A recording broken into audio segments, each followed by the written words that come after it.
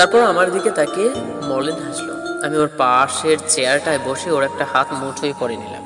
স্নিগ্ধ বলল, কেমন রোগা রোগা লাগছে তোমার, চোখের নিচটায় কালি পড়েছে, টেনশন করো খুব? মাথা নাড়িয়ে না করলাম। ইচ্ছে হচ্ছে স্নিগ্ধর ভোকে মাথা রেখে খুব কান্না করে। নীলয় বলল, ভাবি টেনশন করবে কেন? ডক্টর তো বললো তুমি শীঘ্রই সুস্থ হয়ে যাবে। নীলয়ের মিথ্যে সান্ত্বনা শুনে স্নিগ্ধ আস্ত হাসলো। তারপর নীলয়কে কাছে ডাকলো। নীলয় পাশে বসতেই স্নিগ্ধ ওর হাতটা ধরে চুমু দিল। স্নিগ্ধ বলল, তোর ভাবির খেয়াল রাখিস, বড্ড ভালোবাসে তোমায়, তাই আমি জানি ও আর নতুন করে জীবন শুরু করবে না।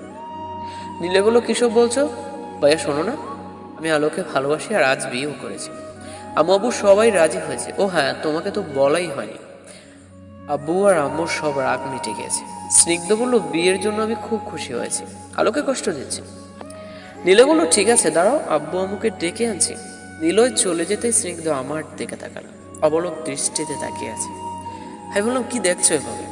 স্নিগ্ধ বলল, এখনো যে তোমায় দেখার স্বাদ আমার মিটেনি, অথচ দেখো বিধাতা। আমি বললাম, চুপ করো তো, তুমি খুব শীঘ্রই সুস্থ হয়ে যাবে। স্নিগ্ধ বলল, তুমি ঠিকমতো ঔষধ খাচ্ছ তো? এক দৃষ্টিতে তাকিয়ে আছি ওর দিকে। নিজে মৃত্যুর সাথে লড়াই করছে, অথচ আমাকে নিয়ে এখনো কত টেনশন। বাবা বলল, স্নিগ্ধ। বাবাকে দেখে স্নিগ্ধর চোখ দিয়ে দুপুরটা পানি গড়িয়ে পড়ল। মা আর বাবা একসঙ্গে স্নিগ্ধর পাশে এসে বসলো। স্নিগ্ধ বলল, এত বছরের স্বাদ আজ মিটল, খুব স্বাদ ছিল দুজনকে একভাবে একই সঙ্গে দেখবো। মা বলল, আমরা সব রাগ ভুলে গেছি বাবা, এখন থেকে একসঙ্গে থাকবো। স্নিগ্ধ বলল, ছোট মা মেনে নিয়েছে তো? ছোট মায়ের ব্যাপারে কি ভাবলে? মা বলল, ডিভোর্স দিতে হবে না, সবাই একসঙ্গে থাকবো। তুই কোনো চিন্তা করিস না, শুধু চুপ থাক, তোর তো কথা বলতে এই কষ্ট হচ্ছে। স্নিগ্ধ বলল, তোমাদের এভাবে দেখে সব কষ্টই আমি ভুলে গেছি আম্মু। এই তো ছোট মা এসেছে। ছোট মা এসে স্নিগ্ধের পাশে দাঁড়ালো।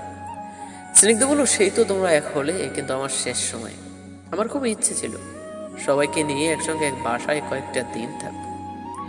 ছোট মা বলল, হ্যাঁ থাকবো তো, ডক্টর তো বললো তুমি তাড়াতাড়ি সুস্থ হয়ে যাবে। স্নিগ্ধ শুধু মুচকি হাসলো। স্নিগ্ধ বলল, তনয় আসেনি? মা বলল, হ্যাঁ এসেছে তো, একসাথে এতজনকে ঢুকতে দেবে না, আমরা গিয়ে তনয়কে পাঠাচ্ছি। স্নিগ্ধ বলল, বাবা শোনো। বাবা স্নিগ্ধের পাশে বসে স্নিগ্ধের হাত ওনার হাতের মুঠোয় নিল। বাবা বলল, হ্যাঁ বলো। স্নিগ্ধ বলল, আমার তিনজন মায়ের দায়িত্ব দিয়ে গেলাম তোমায়, ওদের কখনো কষ্ট দিও না, আর এই পাগলিটাকেও দেখে রেখো। স্নিগ্ধ আমার হাতে চুমু দিল। ওর সামনে না পারছি কাঁদতে, আর না পারছি নিজেকে সামলাতে। বাবা বলল, দায়িত্ব দিয়ে যাচ্ছিস মানে কি? তুই সুস্থ হয়ে যাবি খুব শীঘ্রই। সবাই চোখের পানি মুছতে মুছতে চলে গেল। কিছুক্ষণ পর তনয়া, আলো আর আয়মান আসলো। স্নিগ্ধ বলল, খিরে আদনান আসেনি? আয়মান বলল, আসলে আমি বললাম, আদনান তো দুদিন আগে দেশের বাহিরে চলে গেছে, এখানে পড়াশোনা করে না, তাই বাবা বাহিরে পাঠিয়ে দিয়েছেন। তুমি অসুস্থ শুনে খুব কান্না করেছে। আয়মান বলল, স্নিগ্ধ বলল, এতদিনে রাগ কমলো? তনয়ার দিকে তাকিয়ে স্নিগ্ধ কথাটা বলতেই তনয়া স্নিগ্ধের পা জড়িয়ে কেঁদে উঠল। স্নিগ্ধ বলল, এই পাগলি, পায়ে কেন ওকে? কখনো তো কাছেই পাইনি। ভাই বোনের ভালোবাসা, মিষ্টি ঝগড়া, এসব সবসময় খুব মিস করতাম। এই শেষ সময় অন্তত। তনয়া স্নিগ্ধর মুখ চেপে ধরলাম। তনয়া বলল, চুপ করে হইয়া, তুমি সুস্থ হয়ে যাবে। আমাদের মধ্যে যেমন ভালোবাসা আছে, তেমন ঝগড়া হবে, তুমি আগে সুস্থ হয়ে উঠো। আলো বলল, ডক্টর তো বললো তুমি খুব শীঘ্রই সুস্থ হয়ে যাবে। স্নিগ্ধ বলল, মিথ্যে সান্ত্বনা দেওয়ার প্রয়োজন নেই, আমি আমার নিয়তি মেনে নিয়েছি। দুজনের মধ্যে এখন হয়তো ভালোবাসা নেই, কিন্তু একটা সময় দুজন দুজনকে ছাড়া থাকতে পারবে না। নীলয়কে কষ্ট দিও না। ভালো বলো, ভাইয়া আমাকে ক্ষমা করে দাও, সেদিন আমি রাগ না দেখালে তুমি আব্বু জানাজা। স্নিগ্ধ বলল, পরিচিত। স্নিগ্ধের কথা শুনে আলো আমি দুজনকে অবাক হলাম। স্নিগ্ধ বলল, সবার থেকে দূরে দাঁড়িয়ে জানাজায় শরিক হয়েছি, আর সবাই কবর দিয়ে চলে যাওয়ার পর বাবার কবরে এক মুঠো মাটিও দিয়েছি। স্নিগ্ধের কথা শুনে অবাক হলাম। সত্যিও? নাজিম বলল, সবার দেখা করা হয়েছে, ওকে একটু রেস্ট নিতে দাও। স্নিগ্ধ বলল, সবার সাথে ঠিকমতো কথা বলতে তো দে। চারু, মা, নানা, মামা, মামি, ভাবি সবাই কোথায়? আমি বললাম, সবাই বাহিরে আছে, সবাই তোমার সাথে এক এক করে দেখা করবে, তুমি আস্তে কথা বলো কেমন। স্নিগ্ধ বলল, আর কথা বলতে পারবো কিনা জানি না, শেষ কথা বলতে দাও। আমি বললাম, চুপ করো প্লিজ। নাজিম বলল, ভাবি তুমি ওর এসব কথা সহ্য করতে পারবে না, বাইরে যাও। আর তনয়া যা তো, সবাইকে এক এক করে এনে ওর সাথে দেখা করিয়ে দিই। তনয়া বলল, চুপচাপ বেরিয়ে আসলাম। সত্যি এসব সহ্য হচ্ছে না, খুব কাঁদতে ইচ্ছে হচ্ছে, খুব কাঁদতে চাই আমি চিৎকার করি। রাত পড়ায় 3টে। স্নিগ্ধের পাশে বসে আছি, স্নিগ্ধের চোখে যেন আজ ঘুম নেই। আমার একটা হাত ওর হাতের মুঠোয় নিয়ে খেলা করছে আর বক বক করেই যাচ্ছে। আমি আনমনা হয়ে ওর চুলের বিলি কেটে দিচ্ছি আর ভাবছি কি হবে ভবিষ্যতে, কি হতে চলেছে সামনে। যদি স্নিগ্ধের কিছু হয়ে যায় তাহলে আমি কি নিয়ে বাঁচবো? ওর স্মৃতিগুলো কি আমায় বাঁচতে দেবে? স্নিগ্ধ বলল, চারু কাছে এসো। হঠাৎ ওর কথায় আমার ভাবনায় ছেদ পড়ল। আমি বললাম, কেন? স্নিগ্ধ বলল, তোমার ঠোঁটে ঠোঁট ছোঁয়াবো তাই। আমি বললাম, অসুস্থতার সময়ও দুষ্ট হয়ে যায়নি? স্নিগ্ধ বলল, যদি পরে আর দুষ্টুমি করার সুযোগ না পাই? ও কেন এসব কথা বলে? ও কি বোঝে না এসব কথা আমি কতটা ককাত পাই? স্নিগ্ধ বলল, এসো বলছি, ভয় নেই, সবাই তো বাসায় চলে গেছে। স্নিগ্ধ এক হাতে আমার মাথাটা ধরে আমাকে ওর কাছে টেনে নিল, তারপর আমার ঠোঁটে আলতো করে ওর ঠোঁট ছোঁয়াল। আর নিজেকে সামলে রাখতে পারলাম।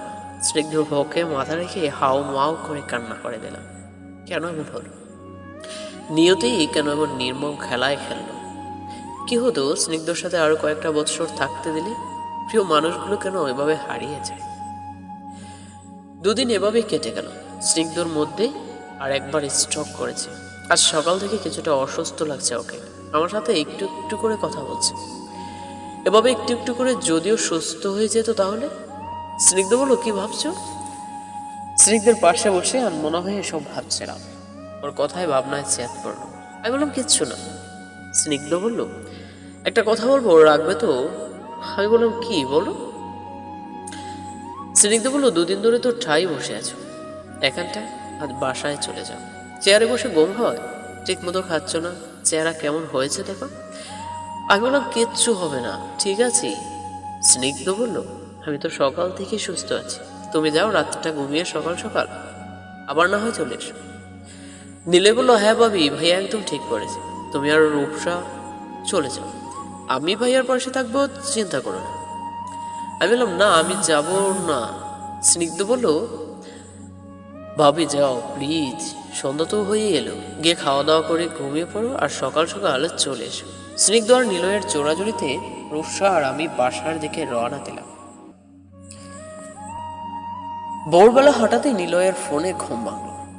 রাতে এসে ফ্রেশ হয়ে কখন যে ঘুমিয়ে পড়েছিলাম, কিন্তু নিলয় এত সকালে ফোন করলো কেন? স্নিগ্ধ ঠিক আছে তো? আমি বললাম, হ্যালো।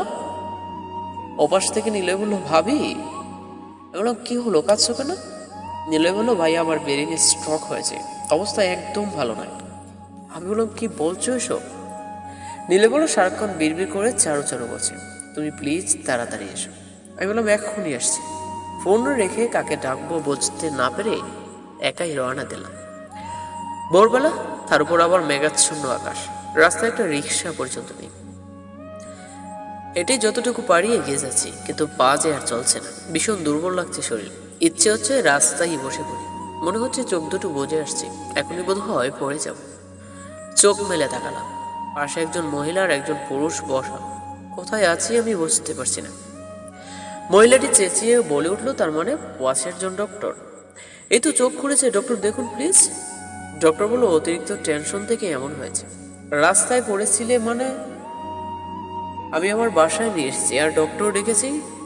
ডক্টর বলল, এই অবস্থায় এত টেনশন ভালো না, শরীরে যা অবস্থা বেবির ক্ষতি হতে পারে। বেবি শব্দটা শুনে চমকে উঠলাম। ডক্টর বলল, চমকালেন যে? আপনি প্রেগনেন্ট সেটা আপনি জানতেন না? মাথা নেড়ে না করলাম। হঠাৎ নিলয়ের কথাগুলো মনে পড়লো। স্নিগ্ধ ঠিক আছে তো? তাড়াতাড়ি উঠে বসলাম। ডক্টর বলল, আরে উঠছো কেন, তোমার শরীর ঠিক নেই। আমি বললাম, আমাকে যেতে হবে আমার স্বামী হসপিটালে। ডক্টর বলল, তুমি মা হতে চলেছো এই খুশির খবরের মাঝে? আমি বললাম, যাই প্লিজ। নিলয়কে ফোন দিতে দিতে বেরিয়ে আসলাম। নিলয় মাঝে ফোন করেছিল, কিন্তু এখন তো রিসিভ করছে না। তাহলে কি স্নিগ্ধর কিছু? না না, কি ভাবছি। রাস্তায় বের হতেই ধীরে ধীরে বৃষ্টি শুরু হয়ে গেল। এই বৃষ্টিতে যাব কিভাবে? এই বৃষ্টি যেন আমার সঙ্গী হয়ে গেছে। বৃষ্টি আমার শত্রু নাকি বন্ধু বুঝতে পারছি না। হঠাৎ যেন বৃষ্টির শব্দ আমার কানে ঘেঁষে উড়ে চলে গেল। মনে হলো এই এক পশলা বৃষ্টির শব্দে আমায় কিছু বলতে চায়, কিন্তু কি? একটা রিক্সা দেখতে পেলাম, হাত নেড়ে ডাকতেই আসলো। খুব তাড়াতাড়ি আমাকে পৌঁছতে হবে। স্নিগ্ধর অবস্থা ভালো না, ওকে তো আমাদের বেবির খবরটাও দিতে হবে। নিয়তি এইটুকু সুযোগ দেবে তো? স্নিগ্ধর কেবিনে কেমন যেন থমথমে। এত নীরব কেন? নিলয় আর ডক্টররা কোথায়? দরজা খুলে কেবিনে ঢুকতেই কলেজা ফেটে যাওয়ার মতো অবস্থা হলো। কি দেখছি আমি? স্নিগ্ধকে ওরা সাদা চাদরে ঢেকে রেখেছে কেন? নিলয় বলল, ভাবি। আমি বললাম, এসেছে তুমি, ওরা স্নিগ্ধকে এভাবে ডেকে রেখেছো কেন? নিলয় বলল, শান্ত হও। নাজিম বলল, নিলয় তুই ভাবিকে নিয়ে বাইরে যা। আমি বললাম, যাবো না, আমার স্নিগ্ধকে তোমরা সাদা চাদরে ডেকে রেখেছো কেন? রায়হান বলল, ভাবি ক্ষমা করে দিও আমাদের, আমরা পারি। এলোমেলো পায়ে স্নিগ্ধের কাছে আসলাম। চাদরটা সরিয়ে ওর দিকে অপলক ভাবে তাকিয়েছি। ওর নিতর দেহটা শান্ত হয়ে ঘুমিয়ে আছে। আমি বললাম, এত তাড়াতাড়ি চলে গেলে তুমি? আমার যে কিছু বলার ছিল তোমায়, শুনে গেলে কি হতো? আমাদের বেবিটার কথা তোমাকে একবার জানানোর সুযোগ দিলে কি এমন হতো?